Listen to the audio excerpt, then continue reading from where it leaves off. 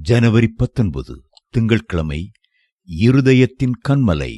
தேவன் என்றென்றைக்கும் என் இருதயத்தின் கன்மலையும் என் பங்குமாயிருக்கிறார். சங்கீதம் 73:26. தேவனே, நீரே என் இருதயத்தின் கன்மலை, நீரே என் பங்கு, நீரே என் சுதந்திரம், நீரே என் மேன்மை, நீரே என் எதிர்காலம் என்று போற்றி புகழும் போது தேவனுடைய இருதயம் களிகூறுகிறது.